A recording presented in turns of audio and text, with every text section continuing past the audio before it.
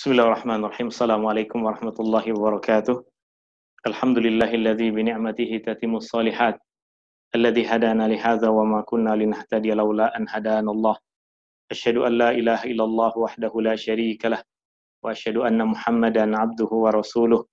Allahumma shalli ala Muhammad wa ala ali Muhammad kama shallaita ala ali Ibrahim innaka Hamidum Majid.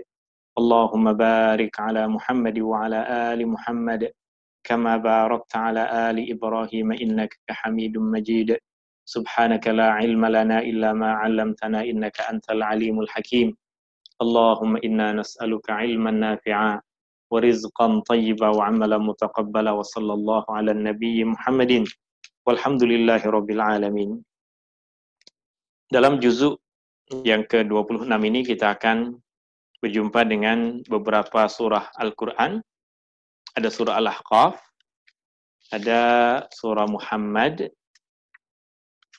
ada surah Al-Fatih, ada surah Al-Hujurat, surah Qaf, dan bahagian permulaan dari surah Az-Zariyat. Banyak surah yang akan kita bahas dalam pertemuan ini. Yang pertama surah Al-Ahqaf.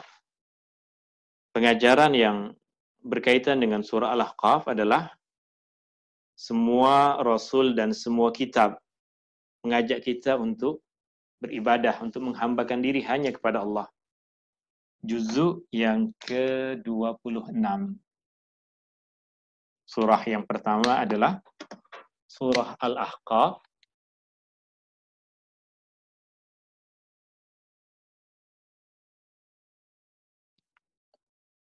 Surah yang pertama adalah surah Al-Ahqaf, di mana di dalam surah ini tema utama dan pengajaran utama yang ada di dalam surah ini adalah semua rasul dan semua kitab yang Allah Subhanahu wa taala turunkan dahulu, semua mengajak kita untuk menghambakan diri hanya kepada Allah.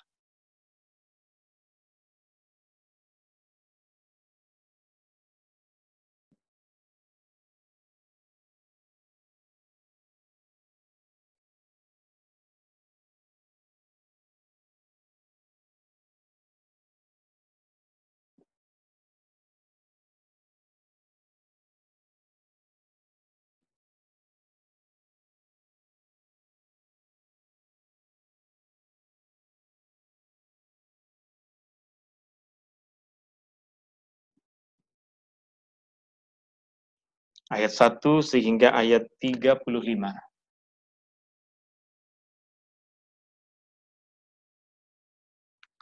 Kita boleh tengok, kita boleh buka surah Al-Ahqaf. Dalam mushaf yang ada pada saya ini, ada pada muka surat 502. 502. Permulaan juzuk yang ke-26, surah Al-Ahqaf. Kita baca bahagian pertama dari surah ini yang menjelaskan tentang apa yang kita tulis di dalam nota ini. A'udzubillahi minasyaitonirrajim. Bismillahirrahmanirrahim. Hamim. Tanzilul kitabi minallahil azizil hakim. Kitab Al-Quran adalah diturunkan dari Allah yang maha perkasa, yang maha bijaksana. Ma khalaqnas samawati wal ardu wa ma bainahuma illa bil haqqi wa ajalin musamma.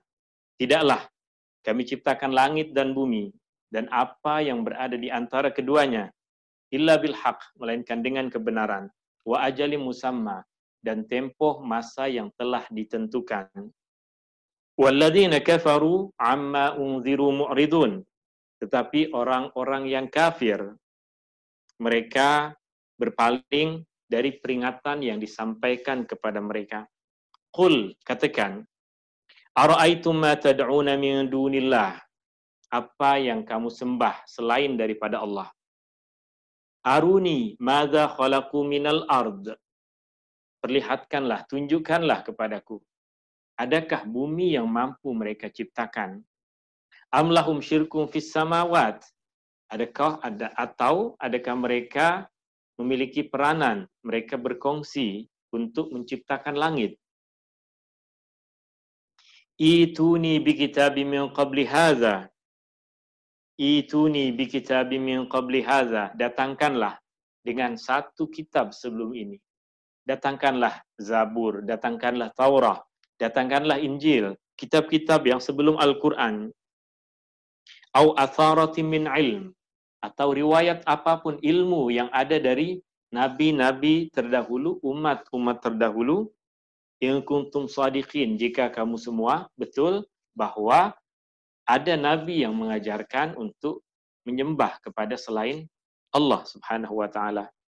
Wa man adallu, dan siapakah yang lebih sesat mimma yad'u min dunillah, dibandingkan dengan orang-orang yang menyeru selain Allah. Dibandingkan dengan orang-orang yang menyeru selain Allah.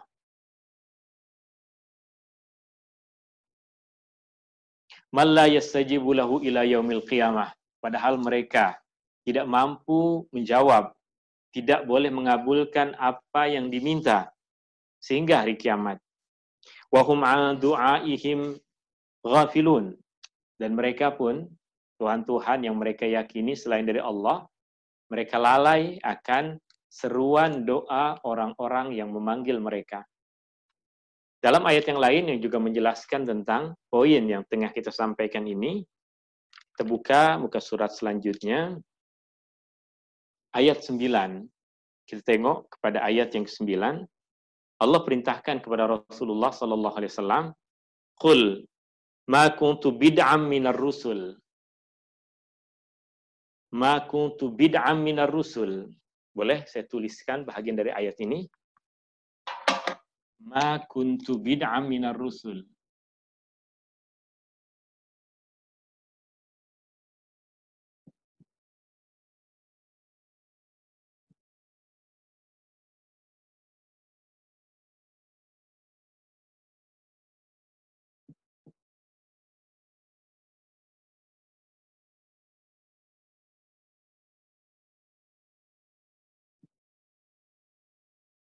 Ma kuntu bid'am minar rusul.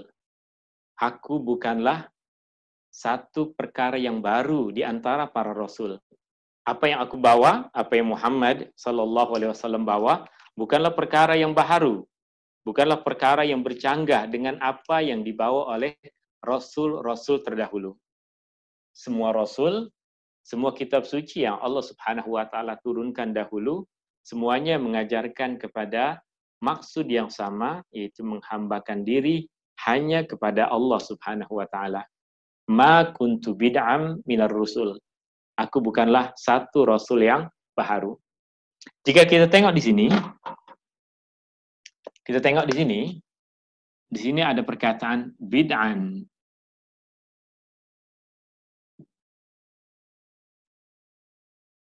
Ianya bermaksud sesuatu yang baharu. Perkataan bid'an bermaksud sesuatu yang baharu. Dan Allah Subhanahu wa taala, di antara sifat Allah Subhanahu wa taala adalah badi'us samawati wal ard.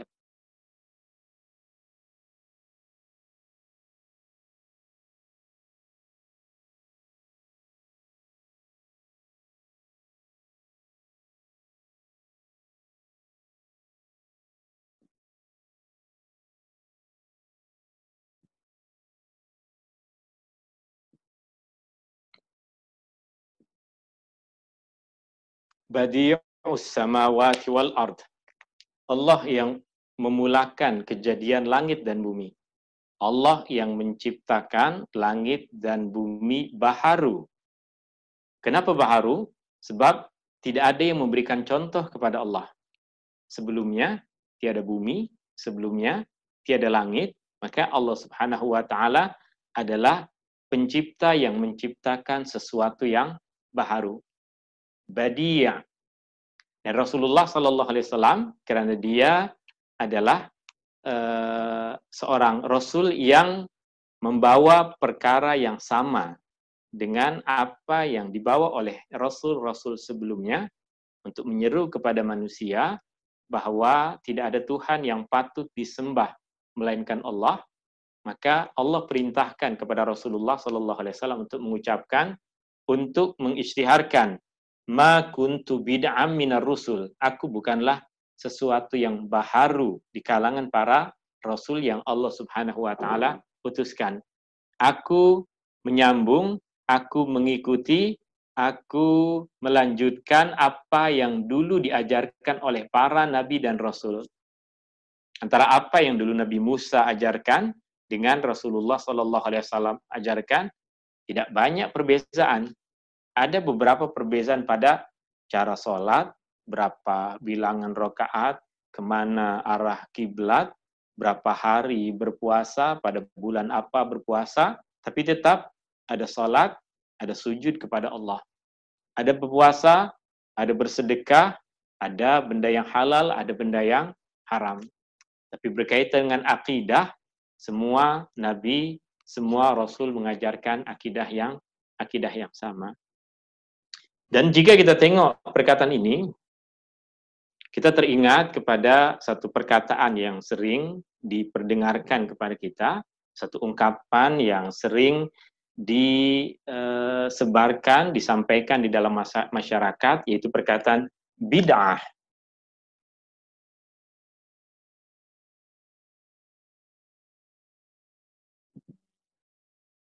Perkataan bid'ah.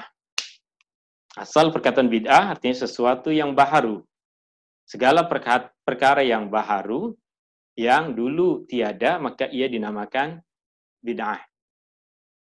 Style baju yang saya pakai sekarang, songkok yang saya pakai sekarang, bentuk Al-Quran yang kita gunakan sekarang, semua ini adalah sesuatu yang baharu, yang dahulu, pada masa generasi terdahulu, ianya tiada.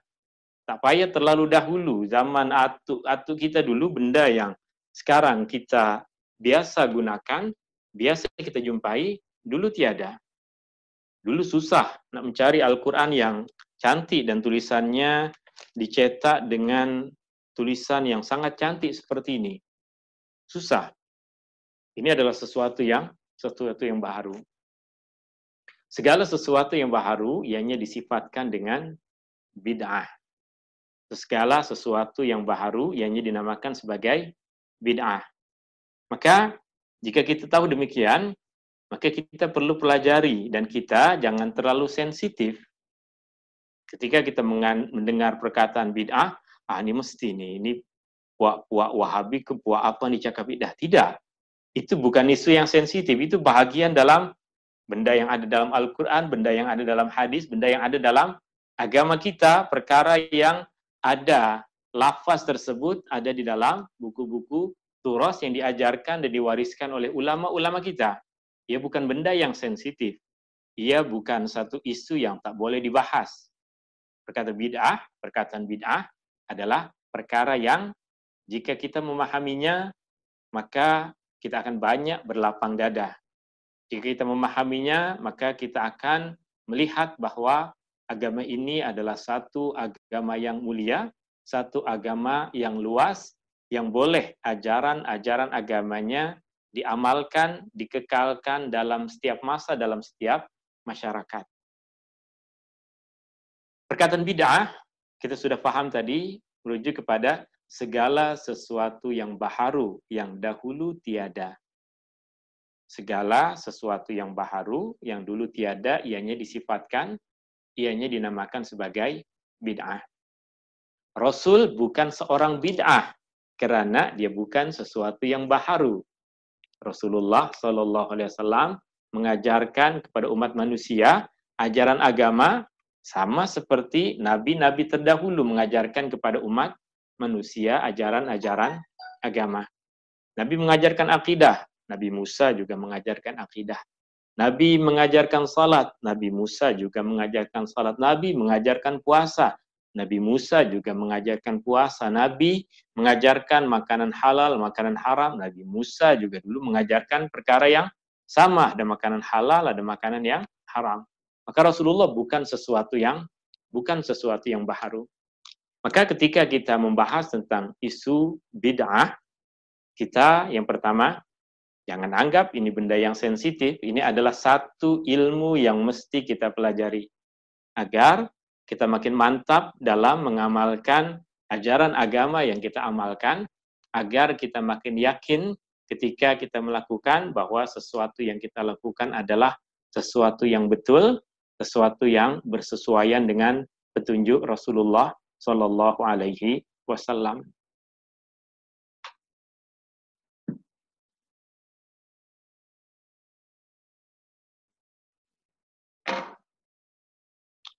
Berarti perkataan bid'ah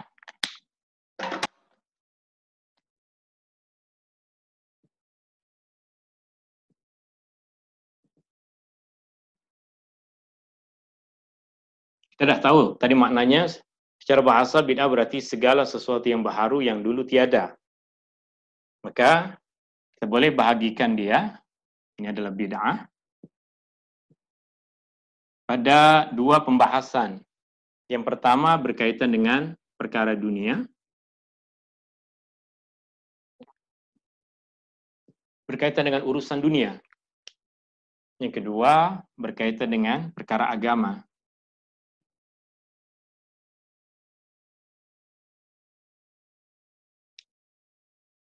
Dalam dunia selalu berkembang, teknologi sentiasa berkembang, makanan yang dimakan oleh manusia sentiasa bertukar, kebudayaan sentiasa terus bertambah, ekonomi, keadaan sosial, kehidupan manusia terus berkembang. Maka dalam perkara yang berkaitan dengan kehidupan, prinsip asal kita adalah apa yang Allah Subhanahu wa taala gariskan di dalam Al-Qur'an, huwallazi khalaqalakum ma fil ardi jami'a. Dialah Allah yang menciptakan untuk kamu semua segala yang ada di atas muka bumi ini. Maka jika ia berkaitan dengan kehidupan dunia, segalanya boleh kita lakukan, melainkan jika ada larangannya di dalam agama. Jika ianya berkaitan dengan urusan dunia, segalanya dibolehkan.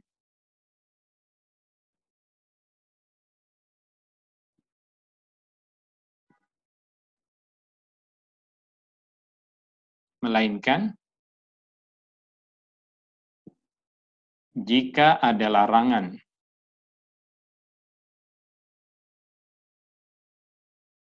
Dalam agama. Kita pernah menyampaikan, dulu masa Rasulullah SAW, ada ke orang yang melakukan transaksi jual beli secara dalam talian? Tak ada. Maka ia adalah bid'ah. Betul ia adalah bid'ah. Tapi bid'ah dalam perkara apa?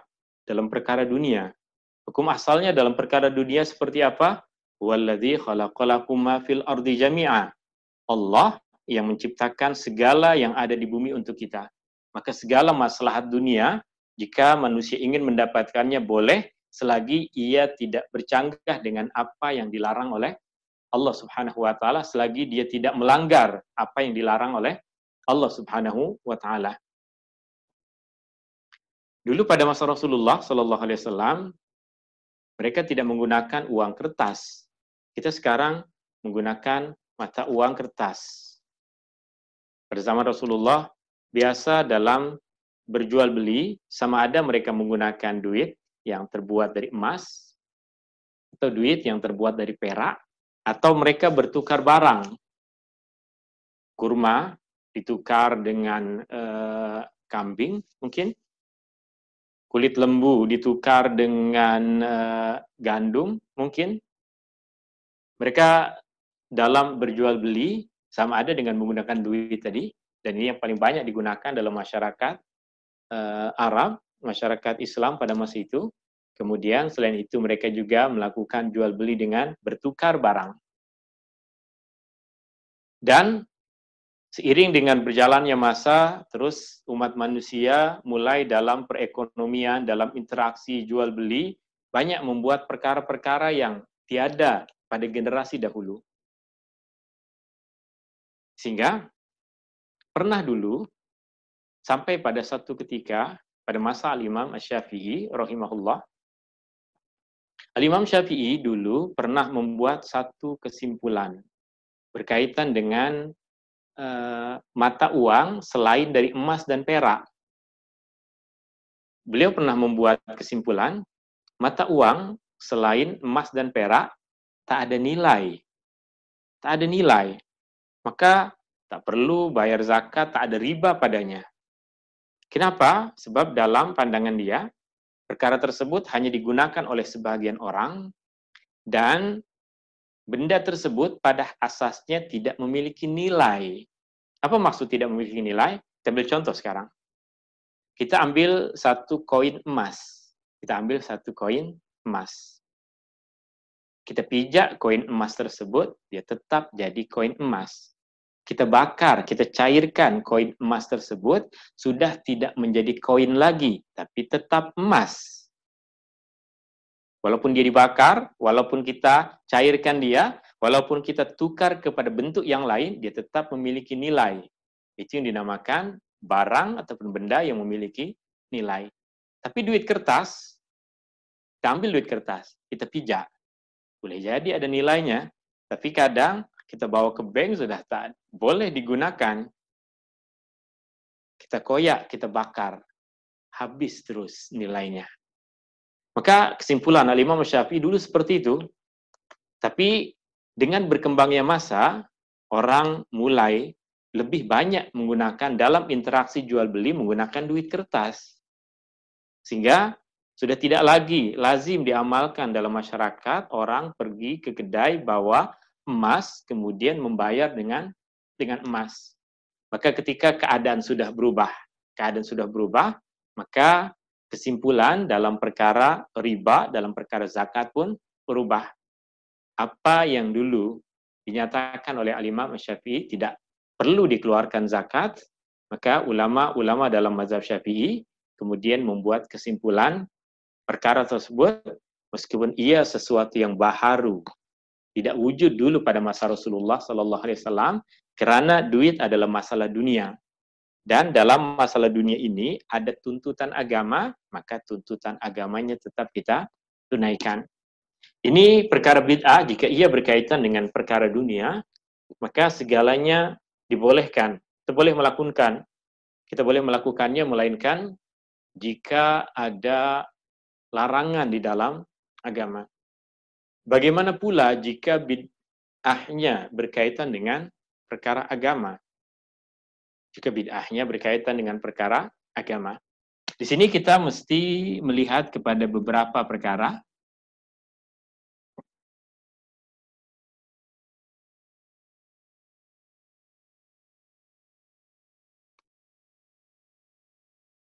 Yang pertama berkaitan dengan asas agama.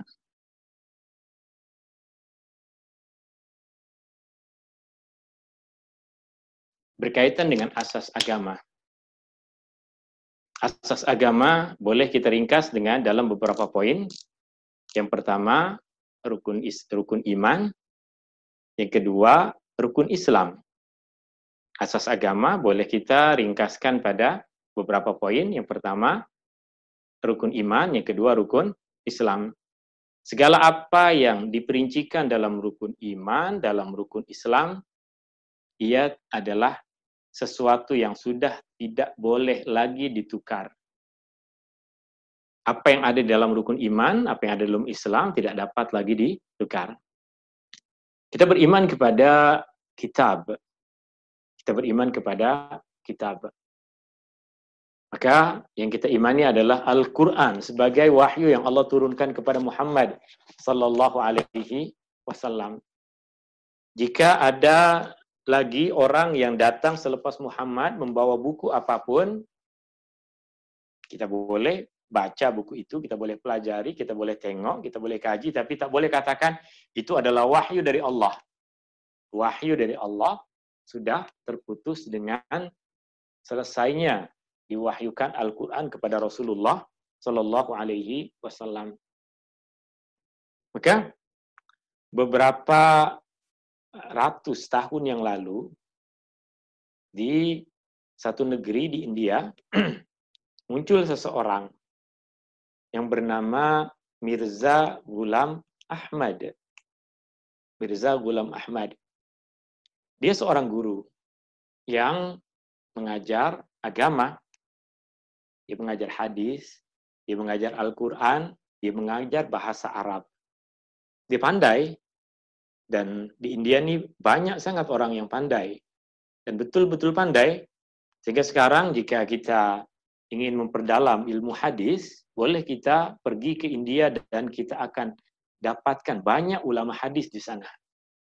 Tapi satu masa dahulu, Mirza Ghulam Ahmad, seorang yang asalnya pandai, kemudian dia diajak oleh kerajaan Inggris yang masa itu tengah menjajah India untuk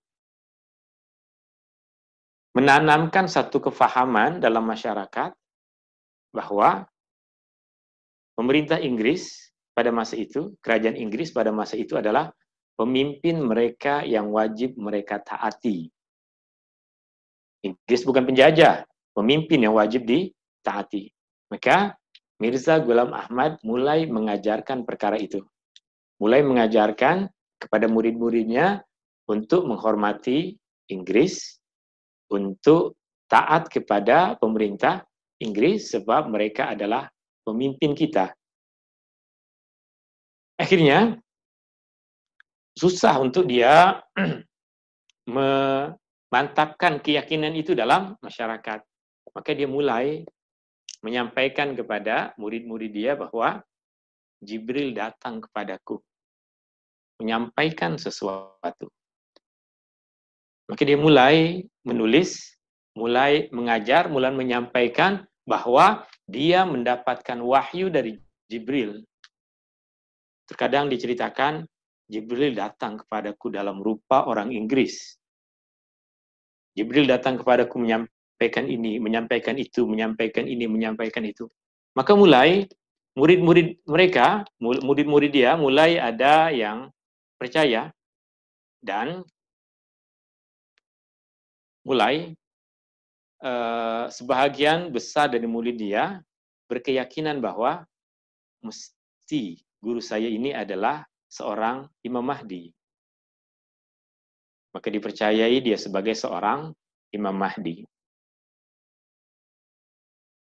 Tapi kepercayaan tersebut kemudian bertukar selepas banyak sekali, sampai lebih dari satu buku jika dihimpunkan, apa yang dia katakan sebagai wahyu yang Allah turunkan kepada dia. Dan kebanyakan wahyu tersebut dia tulis dalam bahasa Arab. Meskipun orang yang memahami sastra Arab akan tahu bahwa bahasa Arab yang dia gunakan tidak tinggi level bahasa Arabnya. Tapi bagi orang yang baru belajar bahasa Arab, memang bahasa dia cantik. Memang bahasa dia cantik. Sebagian wahyu tersebut ditulis dalam bahasa Arab, sebagian lagi dalam bahasa India yang entah apa bahasa. Maka kemudian mulai dia menyatakan dirinya adalah seorang nabi. Mirza Ghulam Ahmad menyatakan diri dia seorang nabi. Dia mulai mengajarkan kepada pengikutnya, saya adalah nabi dan Muhammad adalah nabi. Rasul sudah habis dengan Muhammad, tapi nabi boleh ada selepas Muhammad. Maka dia mulai mendakwahkan dirinya sebagai seorang nabi. Dan mulai orang percaya, mulai orang mengikutinya. Dan kemudian selepas kematian dia, ajaran ini tersebar. Ajaran ini tersebar ke banyak negeri-negeri Islam. Ya tersebar banyak di Nusantara. Beberapa tahun lepas, kita masih dengar isu ini. Isu tentang Ahmadiyah, isu tentang Qadiani, kita masih sering dengar. Kadang khotib-khotib Jumat masih sering memberikan peringatan tentang perkara ini. Artinya, perkara yang dia bawa adalah berkaitan dengan perkara asas dalam agama. Ada wahyu selepas Al-Quran, mengaku diri sebagai nabi. Jelas, dua perkara yang bid'ah dalam agama. Kenapa bid'ah? Mengajarkan sesuatu yang baru berkaitan dengan asas Islam, rukun Islam, rukun iman. Berkaitan dengan keimanan kepada kitab dan keimanan kepada nabi dan rasul. Maka ajaran yang dia bawa kita sifatkan sebagai bid'ah yang sesat. Kenapa bid'ah yang sesat?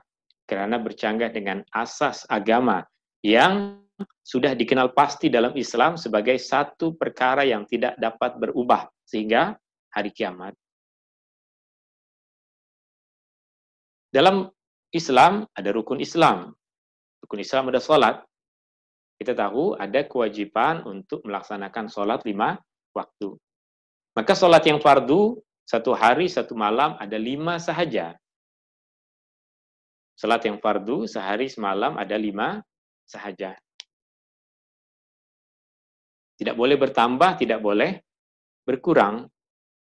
Maka jika ada yang menambahkan sholat lain menjadi sholat fardu, maka ia disebutkan sebagai bid'ah.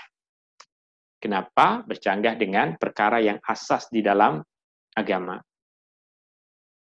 Rukun iman, rukun Islam. Dalam rukun iman dan rukun Islam ini, dia pembahasan yang sangat luas. Dalam keimanan kepada Rasul pun, dia adalah satu pembahasan yang luas.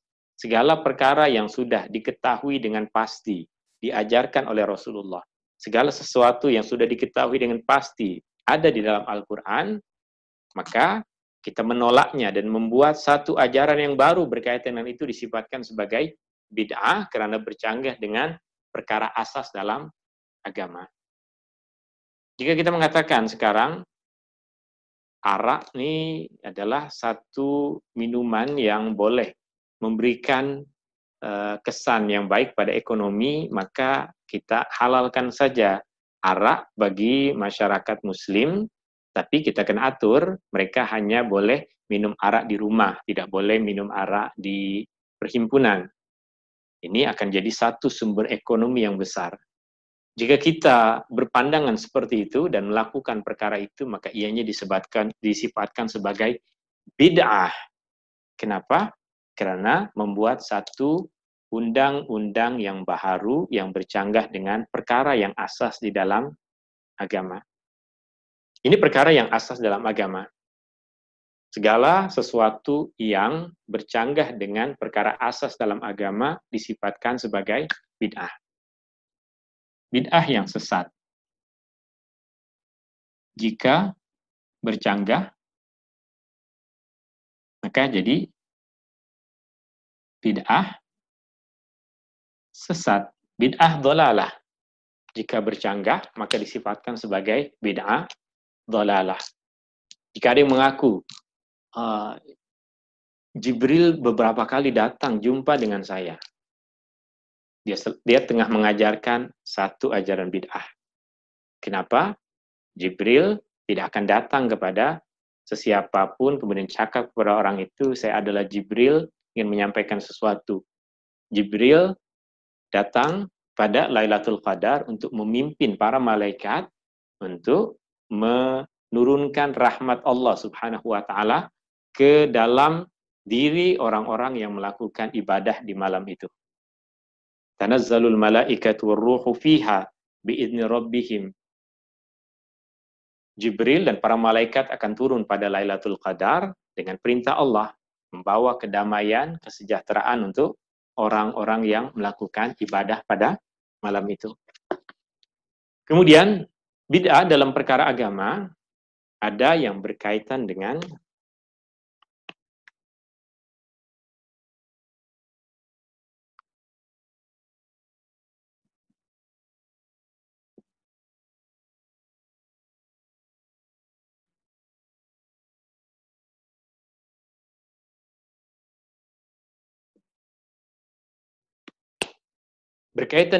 pilihan dalam melakukan amalan. Berkaitan dengan pilihan dalam melakukan amalan. Maksudnya adalah amalan tersebut diajarkan oleh Rasulullah SAW dan Rasulullah juga mengajarkan banyak amalan-amalan yang lain. Maka kemudian, karena kita tahu kita tidak seperti Rasulullah, maka kita memilih melakukan 1, 2, 3 bentuk amalan yang kita rasa kita mampu untuk melakukannya. Kita ambil contoh misalnya, dalam puasa, yang Ramadan wajib, kita tidak ada pilihan. Tapi puasa yang tidak wajib, puasa-puasa yang sunat. Rasulullah Shallallahu Alaihi Wasallam sering puasa hari Isnin, puasa Kamis, puasa yang dilakukan oleh Rasulullah Shallallahu Alaihi Wasallam. Maka kita kadang ingin berpuasa 1 bulan 3 kali misalnya, dan puasa tersebut adalah puasa yang memang diajarkan oleh Rasulullah Sallallahu Alaihi Wasallam. Rasulullah ajarkan untuk kita berpuasa 3 hari sebulan dalam 1 bulan. Tapi terkadang pertengahan bulan Qamari, ya, kadang kita sibuk, maka kita memilih untuk berpuasa pada 1, 2, 3 hari bulan. Berpuasa pada 1, 3 hari bulan adalah perkara yang tidak dilakukan, tidak dicontohkan oleh Rasulullah Shallallahu Alaihi Wasallam. Maka secara asalnya dia disifatkan sebagai bid'ah, sebab dia satu perkara yang baru, tetapi bukan perkara yang sesat, sebab asas dari perkara itu adalah disuruh oleh Nabi Shallallahu Alaihi Wasallam. Sebagian ulama menamakannya sebagai bid'ah hasanah, bid'ah yang baik. Sebagian lagi menamakan dia sebagai bid'ah idhofiyah, bid'ah tambahan. Sebagian lagi menamakan dia sebagai bid'ah lughawiyah, bid'ah dari segi bahasa, tapi tetap ada perkataan bid'ahnya. Tapi ia bukan perkara yang sesat. Ia disekati meskipun ya dulu tidak dilakukan oleh Nabi Shallallahu Alaihi Wasallam atau tidak dilazimi oleh Nabi Shallallahu Alaihi Wasallam, tapi semua bersepakat ia bukan perkara yang sesat. Sebab kita manusia ada hak untuk memilih apa yang mampu untuk kita lakukan. Seorang bangun malam, dia hanya mampu sholat 2 rakaat. Bangun malam dan hanya mampu sholat 2 rakaat. Dalam 2 rakaat tersebut, apa yang dia baca? Yang dia baca, rakaat pertama, Al-Fatihah, kemudian dia baca Qul huwallahu ahad, rakaat kedua, dia baca Al-Fatihah, kemudian Qul a'udzu birabbin nas. Itu saja yang dia hafal. Kemudian selesai. Pernahkah Nabi buat seperti itu? Pernahkah dia bangun malam hari, hanya sholat 2 rakaat, dan baca bacaan yang sependek itu? Jawabannya, tak pernah. Ini sesuatu yang baru, yang tak pernah dicontohkan oleh Nabi Shallallahu Alaihi Wasallam. Tapi adakah ia disifatkan sebagai satu benda yang sesat? Tidak, bukan sesat. Itu pilihan sesuai dengan kemampuan manusia. Jika ikut kepada apa yang dibuat oleh Rasulullah, memang tak ada manusia yang mampu.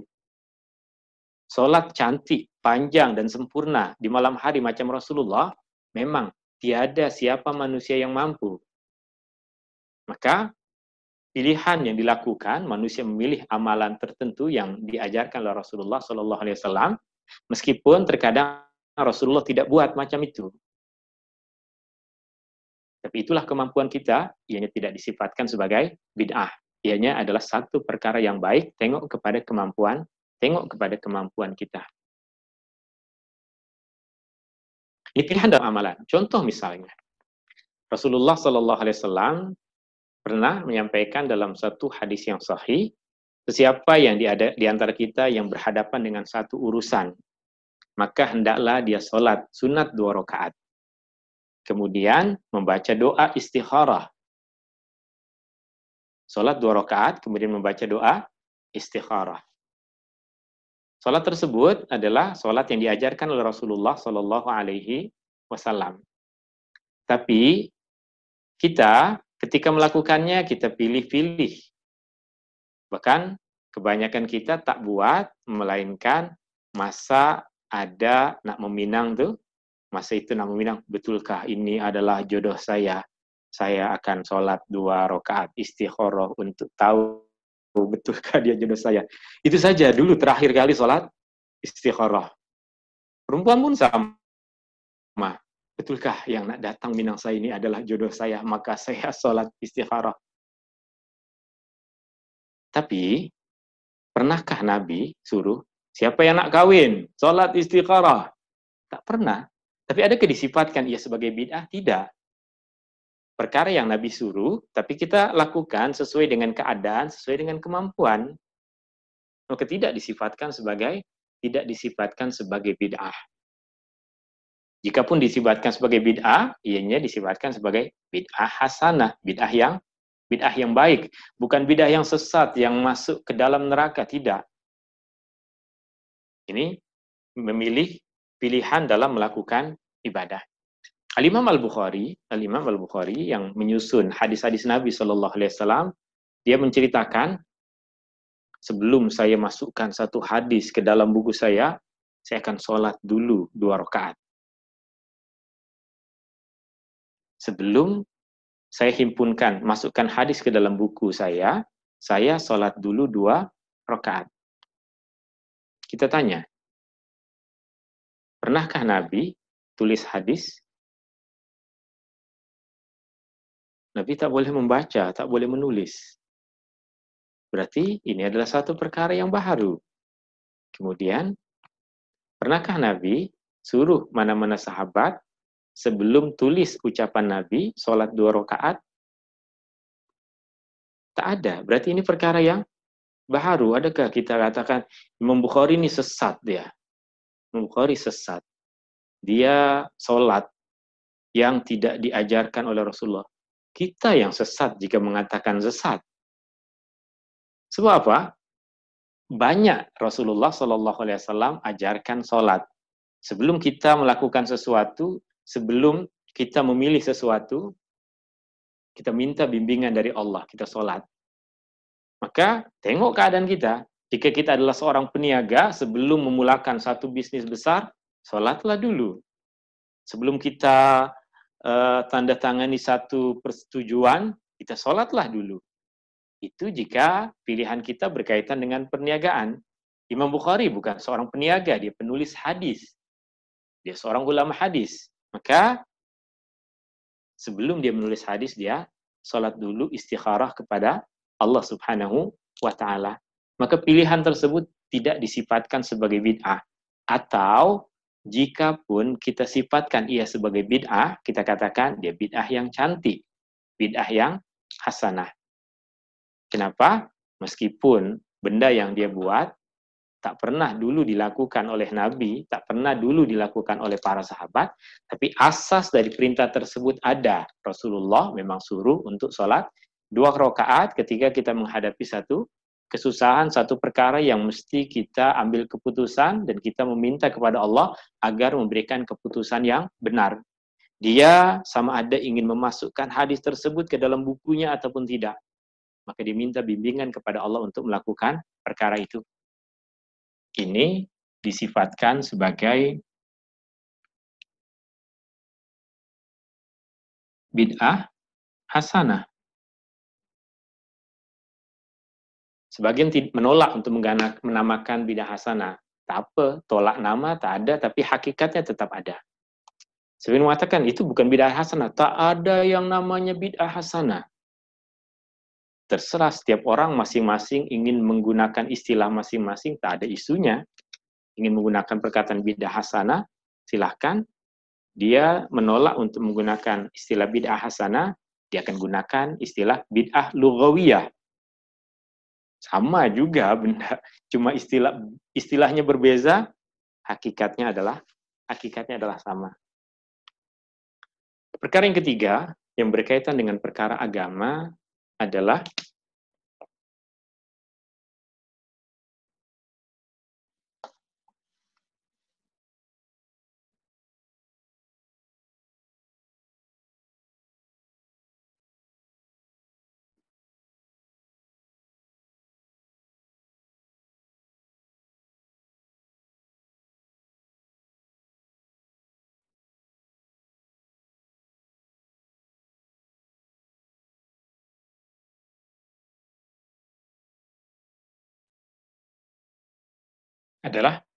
perbezaan keadaan dan perbezaan kemudahan berkaitan dengan amal ibadah.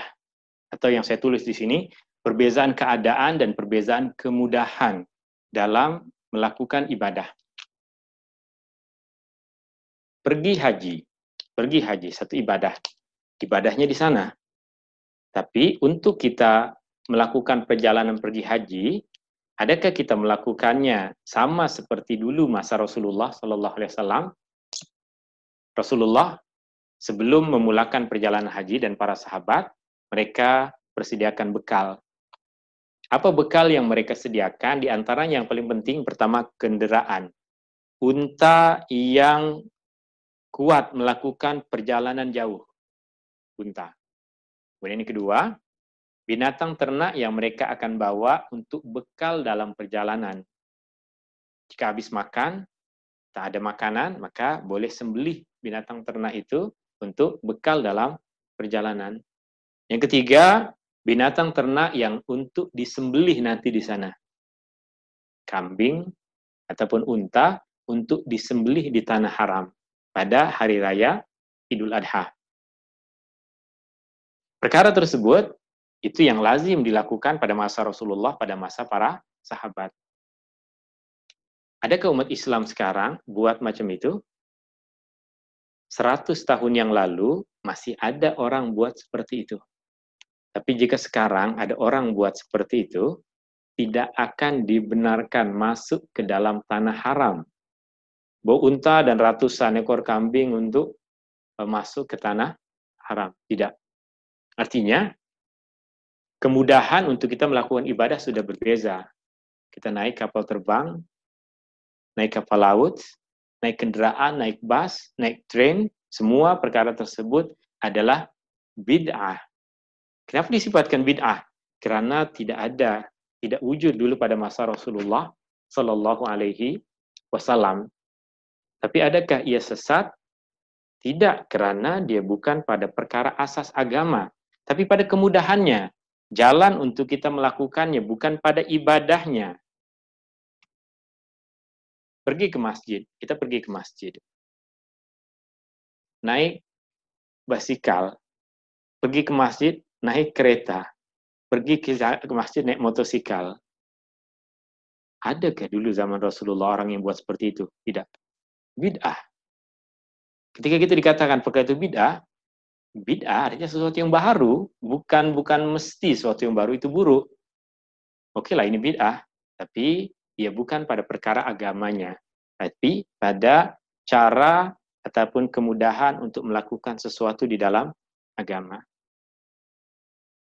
Dulu pada masa Rasulullah Sallallahu Alaihi Wasallam, para sahabat datang kepada Rasulullah belajar tentang agama.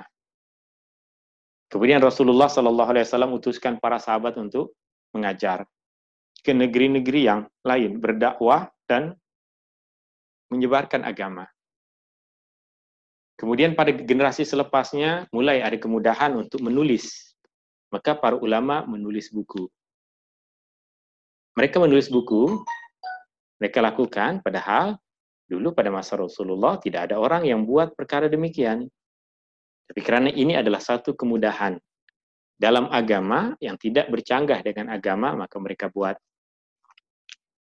Sekarang kita tengah memahami perkara-perkara dalam agama.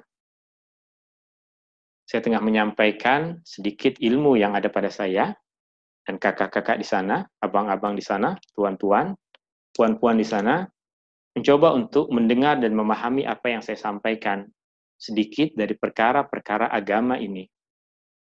Pernahkah dulu Rasulullah dan para sahabat buat kelas online? Ada. Tak ada. Maka apa yang kita lakukan ini adalah bid'ah. Tapi bid'ah pada apa? Pada kemudahan untuk kita melakukan satu perkara yang digalakkan dalam agama. Ini dinamakan sebagai bid'ah idhofiyah, bid'ah tambahan. Bid'ah idhofiyah, bid'ah tambahan. Bukan pada nilai agamanya itu sendiri, tapi pada kemudahan untuk kita melaksanakannya. Khutbah di masjid. Dulu mungkin suara orang kuat, dan mereka boleh desain masjid yang jika mereka berbicara semua boleh dengar. Sekarang kepandaian orang untuk membuat masjid seperti keadaan umat Islam dahulu yang jika berbicara di dalam masjid semua orang boleh dengar, tak ada kemampuannya pada orang sekarang. Maka apa yang mereka membuat? Mereka buat mikrofon, pengeras suara untuk membantu orang mendengar. Adakah dulu itu pada masa Rasulullah? Tidak ada. Itu adalah bid'ah. Tapi kita namakan apa? Bid'ah idhafiyah.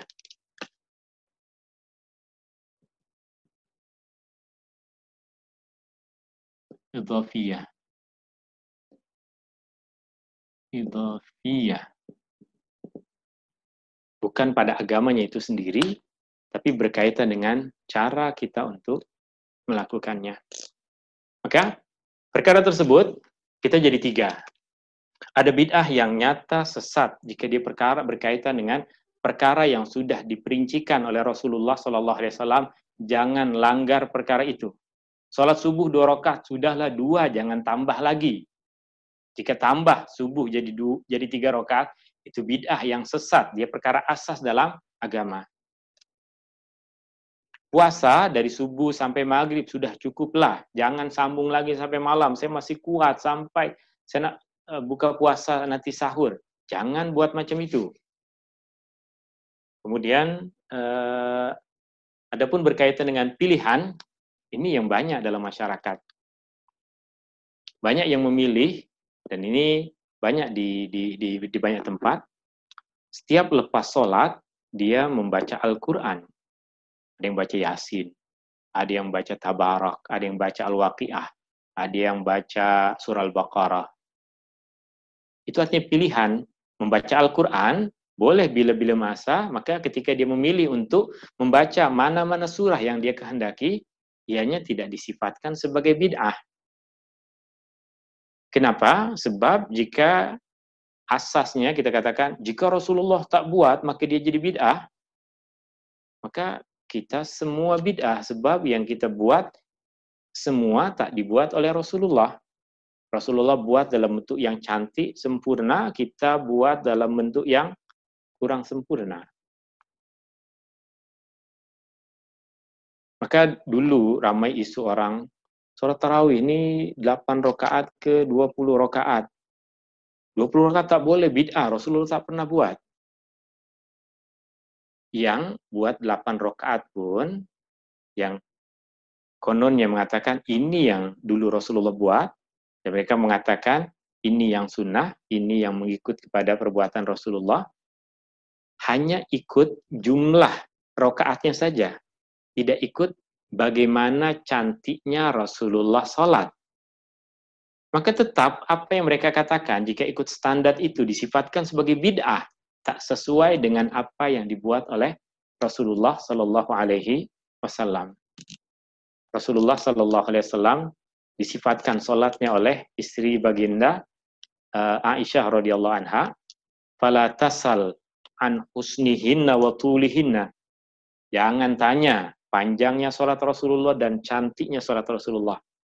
Dia tak sanggup untuk mensifatkan panjangnya sholat Rasulullah dan cantiknya sholat Rasulullah. Tapi ada sahabat yang pernah merasakan panjangnya sholat Rasulullah Shallallahu Alaihi Wasallam. Sahabat Rasulullah tengah sholat, dicoba ikut di dekat Rasulullah Shallallahu Alaihi Wasallam. Dia takbiratul ihram, selepas Rasulullah Shallallahu Alaihi Wasallam takbiratul ihram. Rasulullah baca Al-Fatihah, kemudian mulai membaca surah Al-Baqarah. Sahabat ini khusyuk mendengar bacaan Rasulullah Shallallahu Alaihi Wasallam. Kemudian lama Rasulullah tidak ruku. Maka mulai sahabat ini berpikir, mungkin 100 ayat surah Al-Baqarah Rasulullah akan ruku. Sampai 100, sampai 200, sampai nak habis tak ruku juga. Mungkin Rasulullah baca sampai habis surah Al-Baqarah dia akan ruku. Lepas Al-Baqarah habis, Rasulullah sambung baca surah An-Nisa. Maka sahabat mulai berpikir, penatnya, saya nak tinggal aja, nak lari. Tapi dia tak berani lari, dia tetap ikut surah Al-Baqarah, surah Ali Imran, surah An-Nisa, surah Ali Imran dibaca oleh Rasulullah Shallallahu Alaihi Wasallam. Kemudian Rasulullah ruku. Dan sahabat ini mengatakan, lamanya Rasulullah Shallallahu Alaihi Wasallam ruku hampir sama dengan dia berdiri tadi. Soalannya, adakah yang ikut sunnah Rasulullah macam ini? Setakat sholat 8 rakaat, baca setengah juzu, sudah dikatakan ikut sunnah. Sunnah siapa? Boleh dikatakan ikut sebahagian sunnah Rasulullah Sallallahu Alaihi Wasallam. Memang itu sebagian sunnah Rasulullah Sallallahu Alaihi Wasallam, tapi jangan pula menyalahkan yang lain yang memilih untuk melakukan perkara yang lebih mudah bagi mereka. Rasulullah tak buat, tapi Rasulullah pandukan. Abdullah bin Umar, sahabat Rasulullah, bertanya kepada Rasulullah, ya Rasulullah, bagaimana aku sholat malam? Maka Rasulullah Sallallahu Alaihi Wasallam menjawab, sholatul laili masna masna. Sholat malam ini 2 rakaat, 2 rakaat. Maka Rasulullah ketika mengajar kita, tengok standar kita. Janji kita sholat 2 rakaat, 2 rakaat. 2 rakaat pun cukup. Nah, 4 rakaat boleh. 8 rakaat itu paling cantik. Nak tambah lagi, mampu ke? Tambah lagi, mampu ke? Itu saja. Maka semakin banyak kita melakukan kebaikan dalam perkara ini, meskipun Rasulullah tak buat, janji dia adalah perkara yang asasnya diajarkan oleh Rasulullah Shallallahu Alaihi Wasallam. Ini pengajaran yang kita ambil dari ayat yang dari juzuk pertama dari surah Al-Ahqaf. Semua Rasul, semua kitab menyeru manusia untuk hanya menghambakan diri kepada Allah Subhanahu wa Ta'ala. Surah yang kedua, kita akan ambil pengajaran yang kedua dari juzuk yang ke-26 ini. Surah yang kedua adalah surah Muhammad. Dalam surah ini, pengajaran besar yang boleh kita ambil dalam surah ini adalah berperang di jalan Allah dan ujian keimanan.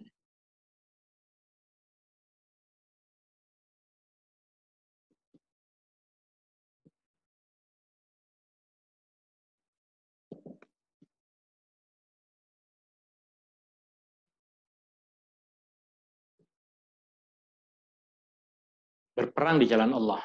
Apa maksud berperang di jalan Allah?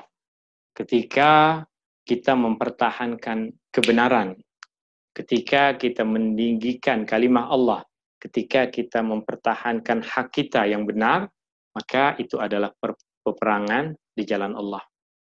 Jika ianya menghadapi musuh-musuh yang bukan muslim, maka ianya disifatkan sebagai jihad jalan Allah. Tapi jika ianya terjadi antara sesama muslim, maka ia adalah satu fitnah, satu ujian, satu perkara yang tak sepatutnya terjadi. Tapi jika terjadi, maka sesiapapun yang terzalimi di dalam peperangan tersebut, tetap di akhirat dikira sebagai orang yang mati syahid.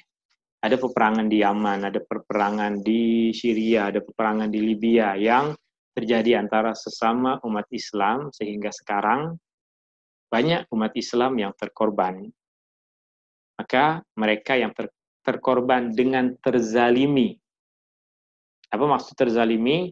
Tidak melakukan perbuatan aniaya kepada sesiapapun, tapi terkorban dalam peperangan tersebut, maka kita yakin mereka di antara orang-orang yang mati syahid. Tapi orang yang zalim, az-zulmu zulumatun yaumal qiyamah. Kezaliman akan membawa kegelapan pada hari kiamat. Contoh ayat yang boleh kita baca di dalam surah Muhammad yang menjelaskan tentang poin ini adalah, banyak dalam ayat ini, kita ambil contoh misalnya ayat 20. Wa yaqulul ladzina amanu laula nuzilat surah. Orang-orang yang beriman bertanya kepada Rasulullah, kenapa belum lagi diturunkan surah Al-Quran yang memerintahkan kepada umat Islam untuk berperang. Sebab dulu tak ada lagi perintah untuk berperang. Maka para sahabat bertanya-tanya kepada Rasulullah Shallallahu Alaihi Wasallam. Faiza unzilat surah, maka ketika diturunkan surah muhkamah, surah yang nyata, surah yang jelas, surah yang muhkam.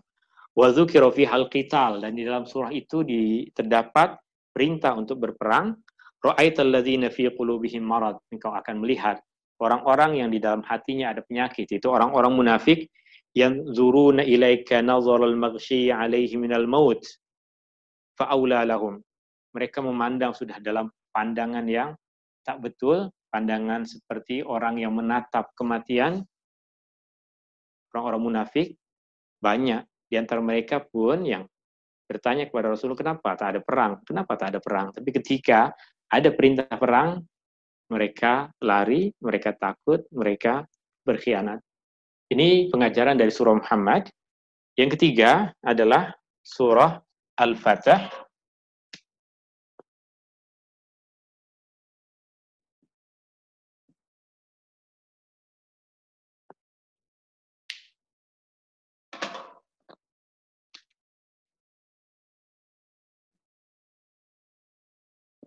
Janji Allah kepada Rasulnya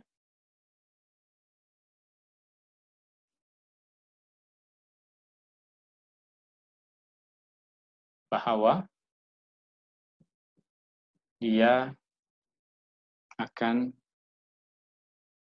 memasuki kota Mekah dalam keadaan selamat.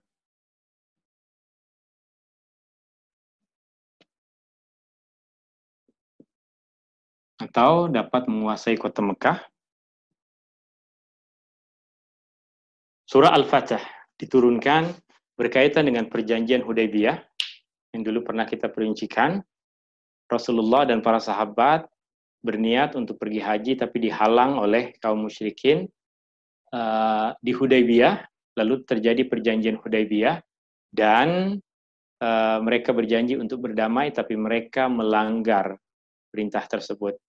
Allah turunkan surah ini berjanji kepada Rasulullah bahwa engkau akan masuk ke dalam Masjidil Haram dalam keadaan selamat untuk menunaikan ibadah haji.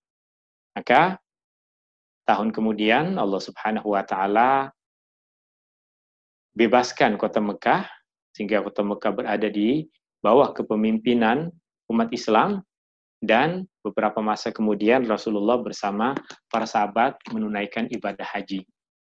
Kita tengok di sini ayat yang berkaitan dengan poin ini banyak dalam surah ini, tapi yang kita ingin fokuskan ada pada ayat 27. Laqad sadaqallahu rasulahu ru'ya bil haqq la tadkhulunnal masjidal harama insyaallahu aminina muhalliqina ru'usakum wa muqassirina la takhafun. Allah telah membenarkan janjinya kepada Rasul. Engkau akan masuk ke dalam Masjidil Haram dalam keadaan selamat, dalam keadaan tidak ada rasa takut, dalam keadaan menggunting rambut atau memendekkan rambut, dalam keadaan tidak takut, menggunting rambut, memendekkan rambut ini mengisyaratkan kepada tahallul dalam umrah, dalam haji. Fa'alima ma lam ta'lamu, Allah tahu apa yang kamu tidak tahu. Faja'ala min duni zalika fathan qariba, dan sebelum kekuasaan kota Mekah, Allah berikan kepada Rasulullah sallallahu alaihi wasallam satu kejayaan, satu kemenangan yang dekat, itu perjanjian Hudaybiyah. Ini surah Al-Fatah. Surah selanjutnya adalah surah Al-Hujurat. Al-Hujurat.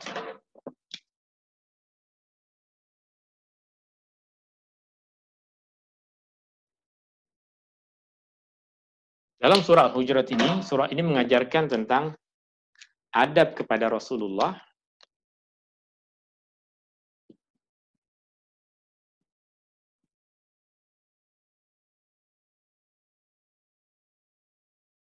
adab kepada Rasulullah dan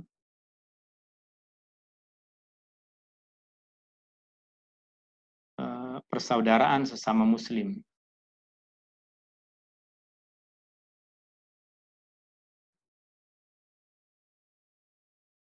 persaudaraan sesama orang beriman.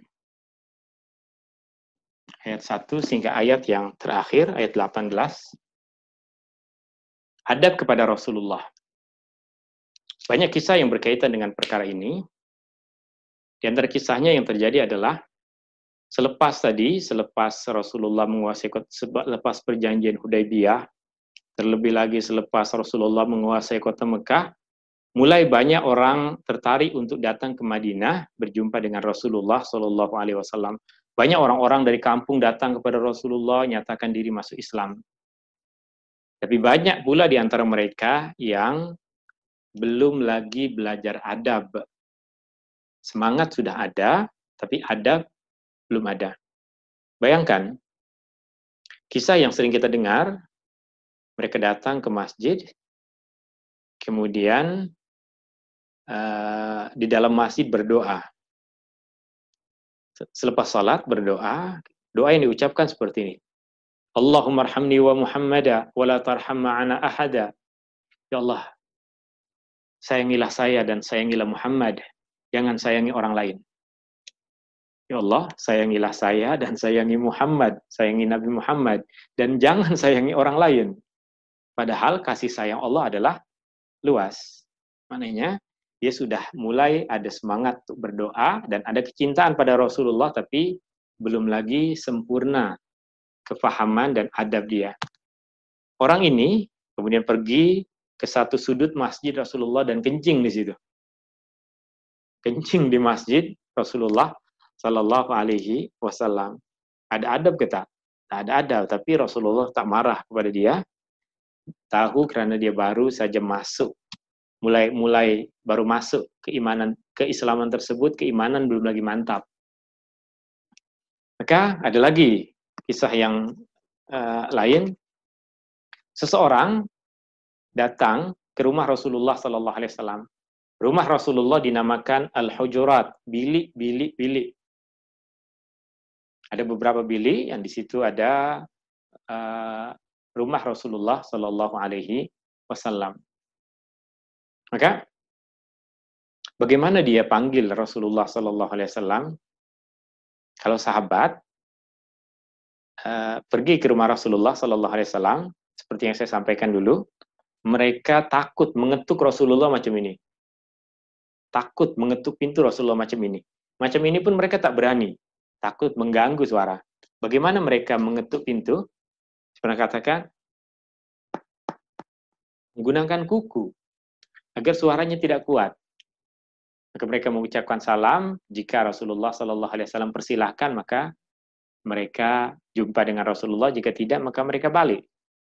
Tapi orang ini datang ke rumah Rasulullah, dia tak buat macam itu. Dia panggil, ya Muhammad, ya Muhammad. Tak ada, tak dengar. Pergi ke tepi sana. Ya Muhammad. Teriak-teriak, panggil Rasulullah, macam dia panggil anak sendiri.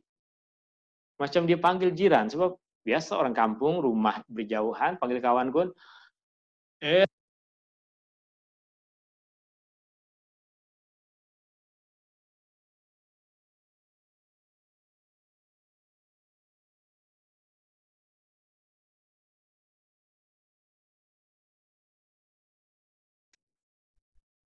satu detik ya.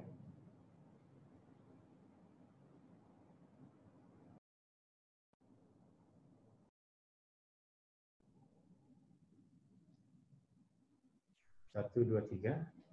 Boleh dengar balik suara saya? Jaringnya saya. Oke.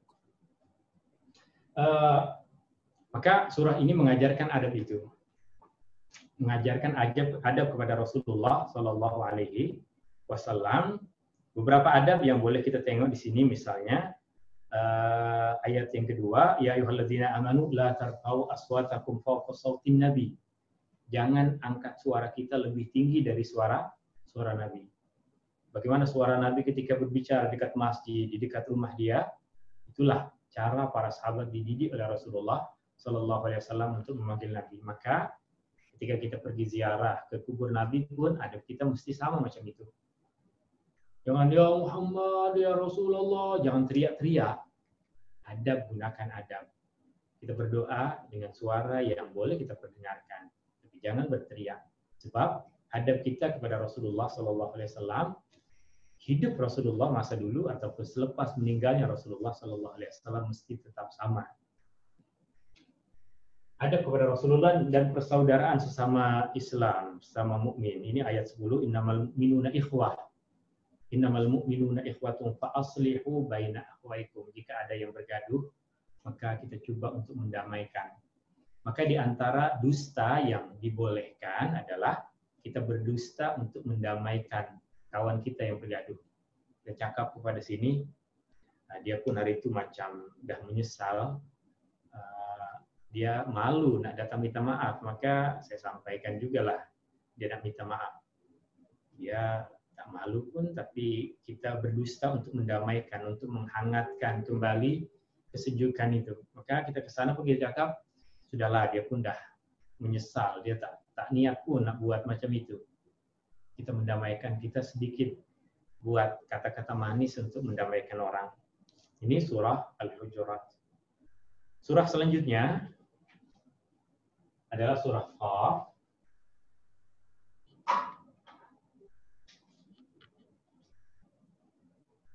Qaf. Dalam surah ini berkaitan dengan teguran pada hati yang lalai akan akhirat.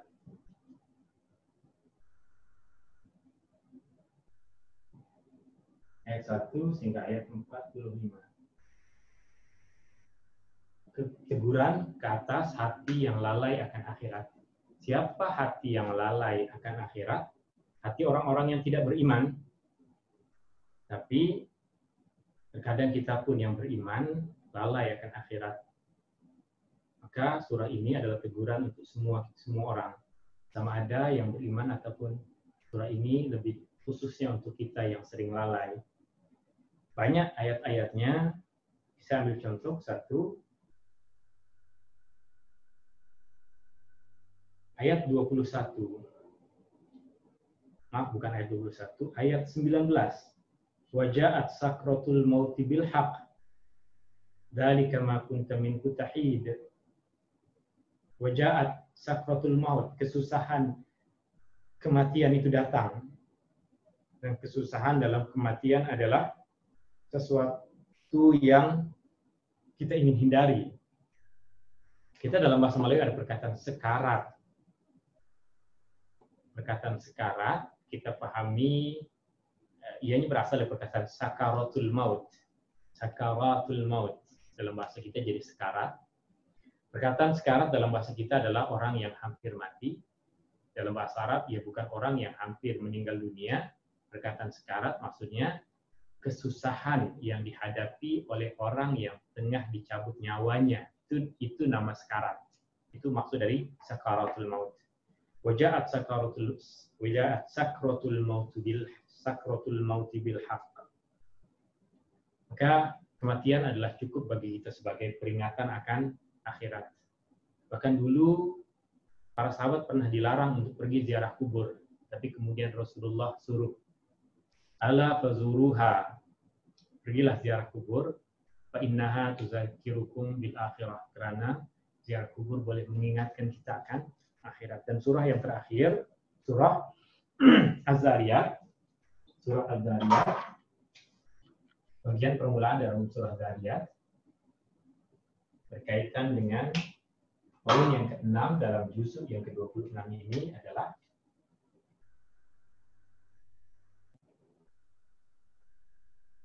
surah ini memberikan peringatan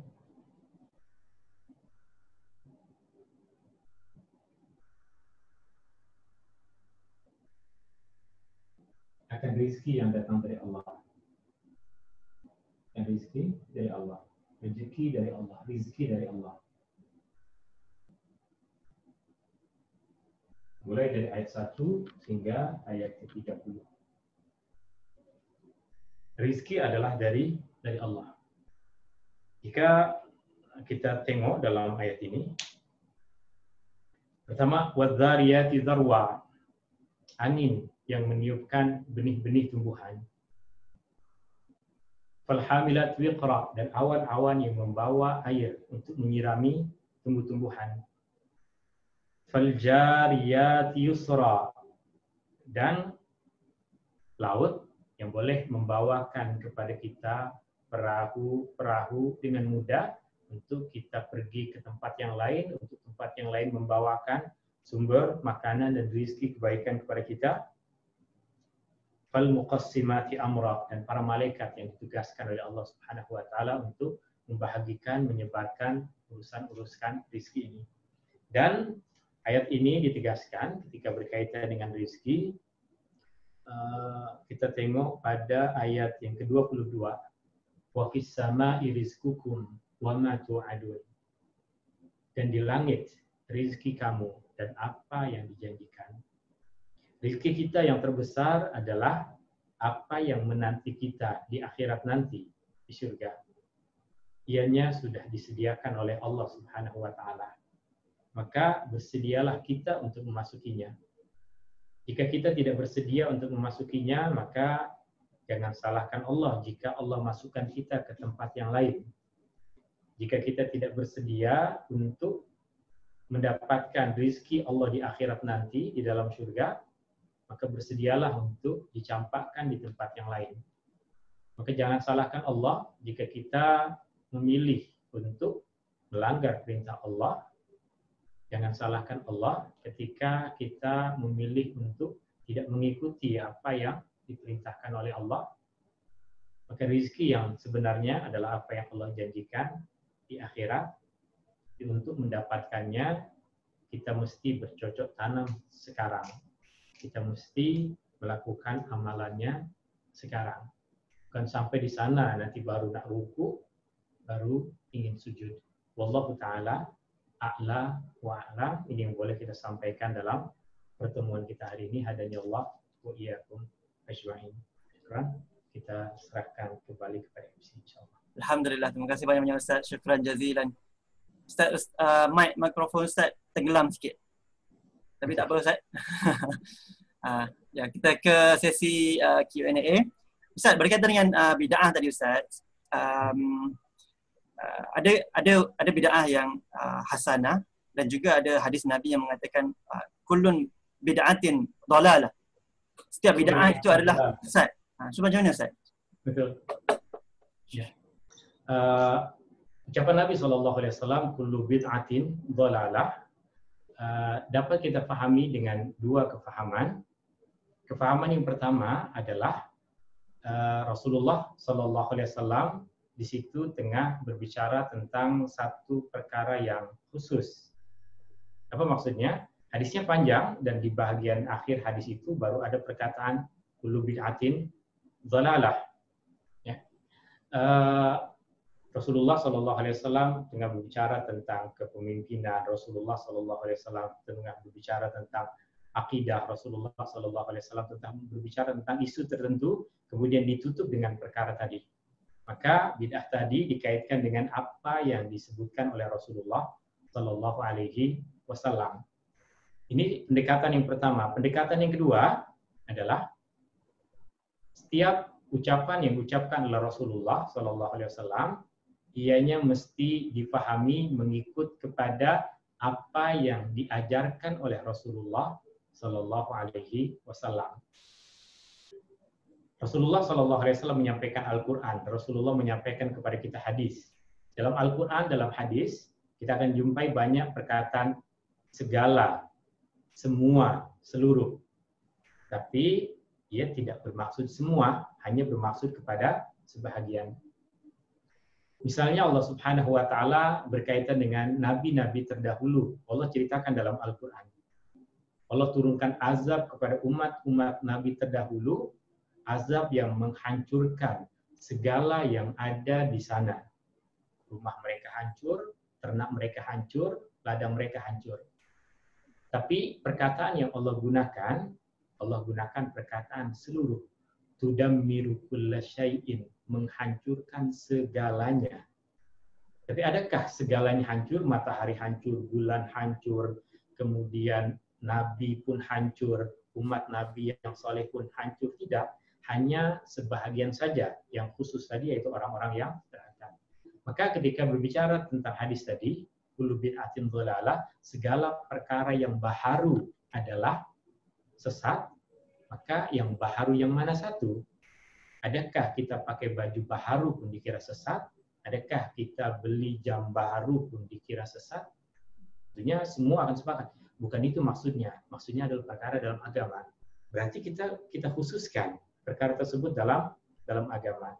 Jika dalam agama pun, dulu bentuk masjid Nabi tak seperti itu. Sekarang seperti ini, cantik. Ada lampu, ada aircon, ada CCTV, ada semua kemudahan. Baharu ke lama itu baharu, tapi dia tidak berkaitan dengan asas agama. Maka baharu yang dikira sesat adalah segala perkara yang berkaitan dengan asas agama yang dulu diajarkan oleh Rasulullah Sallallahu Alaihi Wasallam. Kita tentang itu, kita buat yang bercanggah dengannya, maka itu yang disifatkan sebagai bid'ah yang sesat seperti yang tadi kita perincikan. Contoh Taala sekarang Ustaz. Okay. Contoh bid'ah dolalah untuk contoh bid'ah dolalah, dan kebanyakan bid'ah dolalah sudah tidak kita jumpai dalam masyarakat kita. Orang yang menari-nari dalam berdoa kepada Allah, orang yang sholat tidak menghadap ke arah kiblat, orang yang menambahkan bilangan rakaat, benda-benda tersebut tak lagi wujud dalam masyarakat kita, sebab majelis-majelis agama sangat tegas dalam perkara ini. Jika ada perkara-perkara menyimpang zahir dalam umat Islam, maka akan segera dibuat tindakan. Maka tak banyak kita akan jumpai. Tapi jika sebagian dari kita ada pergi ke London, ke UK, akan banyak dijumpai masjid-masjid Ahmadiyah yang tadi kita sebutkan. Masjid orang-orang yang menganggap bahwa ada Nabi selepas Muhammad SAW, itu bid'ah yang tak wujud dalam negeri kita, tapi di negeri lain ada. Maka itu di antara bid'ah-bid'ah yang sesat. Ada setengah berkaitan dengan tahlil, Ustaz. Ada setengah yang menolak tahlil dan mengatakan itu adalah bid'ah. Macam mana, Ustaz? Betul. Isu di sini yang pertama berkaitan dengan apa yang dibaca di situ. Berkaitan dengan isu pada apa yang dibaca dalam zikir, dalam tahlil, diyakini oleh semua umat Islam, sebahagian besar yang dibaca di situ adalah benda yang baik. Ada ucapan zikir, ada ayat Al-Quran, ada doa. Dan sebahagian besar adalah perkara yang baik yang tidak disifatkan sebagai bid'ah. Kemudian ada beberapa isu yang ada perbezaan pandangan berkaitan dengan menghadiahkan pahala. Itu isu berkaitan dengan perbezaan pandangan dan juga tidak disifatkan sebagai bid'ah. Kemudian yang ketiga, penentuan hari. Penentuan hari, jika penentuan hari pada asasnya dia pun tidak dikiatkan dengan bid'ah, seperti kita memilih untuk mengaji tafsir pada hari Isnin, mengaji fikih pada hari Rabu, mengaji hadis pada hari Jumat, itu pemilihan hari tidak juga disifatkan sebagai bid'ah. Tapi apa yang mesti kita paham adalah perbuatan ini dilakukan dan diajarkan oleh generasi dahulu untuk mendidik kita agar setiap kesusahan kita segera dekatkan diri kepada Allah. Itu intinya. Artinya kalau kita sampai mengatakan benda ini wajib, kena buat, jika tak buat kita salah, maka kita pun jadi salah. Tapi jika kita sifatkan dia sebagai benda yang bid'ah, maka kita pun telah terkeliru dalam memahami bid'ah. Sebab jika asasnya ini dulu Nabi tak buat, maka yang awak ceramah di YouTube ini Nabi buat ke? Isunya sama-sama Nabi tak buat, tapi tidak dapat disifatkan sebagai bid'ah. Cuma saja jangan kita melampau. Orang tengah susah, ayah dia meninggal dunia, masyarakat tuntut dia buatlah majlis kenduri, bakarlah ayam ke, kambing ke, dia perlu berhutang untuk buat majlis tersebut, maka itu tak baik. Tapi jika semua sedar, semua bawa makanan, datang ke sana, sama-sama kita berdoa, kita baca Al-Quran, ingatkan diri kita bahwa kita akan mati juga, memberikan kesadaran berkaitan dengan perkara itu, maka isunya akan hilang insyaallah. Baik Ustaz, jelas Ustaz. Terima kasih Ustaz. Ustaz, seterusnya ada soalan daripada chat. Ustaz, bagaimana Rasulullah SAW membahagikan masa 24 jam sehari dengan berdakwah, beribadah, berperang, bermusafir, bahagikan masa dengan isteri yang ramai, dalam mendidik anak-anak, tidur, rehat dan lain-lain perkara? Oke. Ini satu soalan yang berat. Ini soalan yang paling berat yang pernah ditanyakan kepada saya, bagaimana Rasulullah Sallallahu Alaihi Wasallam membagi kehidupannya sehari-hari. Hari-hari Rasulullah Sallallahu Alaihi Wasallam tidak sama. Ada masanya dia bermusafir, ada masanya dia di rumah, ada masanya dia berperang, ada masanya dia melakukan tugasan-tugasan yang lain. Maka tidak dikatakan, tidak ada amalan yang Rasulullah lakukan sepanjang hidup setiap hari. Tapi dalam setiap keadaan akan ada petunjuk dari Rasulullah Shallallahu Alaihi Wasallam. Misalnya ini boleh kita jumpai dalam banyak buku. Imam An-Nasa'i tulis buku Al-A'malul Al-Yawm wal Lailah, amalan siang hari dan malam hari. Artinya itu diambil dari apa yang dilakukan dan diajarkan oleh Rasulullah Shallallahu Alaihi Wasallam. Tapi perlu kita tahu, tidak setiap hari, setiap malam Rasulullah buat itu. Ini dilakukan selalunya ketika dia tidak bermusafir. Dia bangun di pertiga malam terakhir, kemudian dia mulakan dengan membersihkan diri, dia ambil air wudhu, kemudian sholat 2 rakaat ringan, kemudian dia sholat panjang. Sampai selesai, lepas selesai dia akan kejutkan istrinya suruh sholat. Rasulullah akan pergi ke masjid dan berbaring di masjid. Ya, sampai menunggu masuk waktu subuh. Ketika masuk waktu subuh, Rasulullah akan sholat 2 rakaat, kemudian memimpin sholat subuh. Lepas sholat subuh, Rasulullah akan duduk sekejap di tempat sholat, berzikir, berdoa. Sebagian sahabat ada yang duduk, ada yang balik pulang. Lepas itu Rasulullah balik ke rumah, buat aktiviti dengan keluarga. Di masa duha nanti Rasulullah akan pergi keluar, jumpa dengan sahabatnya, ziarah orang sakit, selesaikan hajat keperluan, pergi ke kebun, pergi tengok ternak dia, aktiviti seorang untuk mensara keluarga. Maka Rasulullah ada kebun, Rasulullah ada ternak, Rasulullah suruh sahabatnya untuk pergi ternak, jual kambing ini, kemudian beli makanan. Itu yang Rasulullah jadikan sebagai cara untuk Rasulullah mencari nafkah untuk mensara keluarga dia. Rasulullah ada ternak, Rasulullah ada kebun, Rasulullah ada tanah. Maka kemudian sholat zuhur, asar, biasa seperti itu akan banyak kita jumpai di dalam buku. Saya tidak sanggup untuk memperincikan keseharian Rasulullah Sallallahu Alaihi Wasallam. Itu di antara perkara yang dilakukan oleh Rasulullah Sallallahu Alaihi Wasallam. Jelas Ustaz. Ada lagi soalan sebelum kita tutup kelas hari ini? Tak ada ya? Okey, jika tak ada, Ustaz, boleh Ustaz simpulkan untuk kelas hari ini dan juga kita tutup dengan doa insya-Allah. Silakan Ustaz. Kita dalam juzuk yang ke-26 ini ada 1, 2, 3, 4, 5, 6 surah, dan ada banyak pengajaran dari surah-surah ini. Ada surah Al-Ahqaf tentang semua rasul dan kitab mengajarkan tentang ajaran yang sama. Muhammad berperang di jalan Allah dan ujian keimanan. Surah Al-Fatah tentang janji Allah kepada Rasulullah. Al-Hujurat adab kepada Rasulullah. Surah Qaf berkaitan dengan teguran dan peringatan kita akan akhirat. Dan yang terakhir, bagian pertama dari surah Al-Zariyat adalah memberikan peringatan akan rezeki dari Allah Subhanahu wa taala. Wallahu taala a'la wa a'lam. Hadani Allahu iyyakum ajmain. Allahumma arinal haqqa haqqan warzuqna ittiba'ahu wa arinal batila batilan warzuqna ijtinaba. Allahumma anfa'na bima 'allamtana wa 'allimna ma yanfa'una wa zidna 'ilma. Rabbana atina fid dunya hasanah wa fil akhirati hasanah wa qina 'adzaban nar. Wassallallahu ala nabiyyi Muhammadin walhamdulillahi rabbil alamin.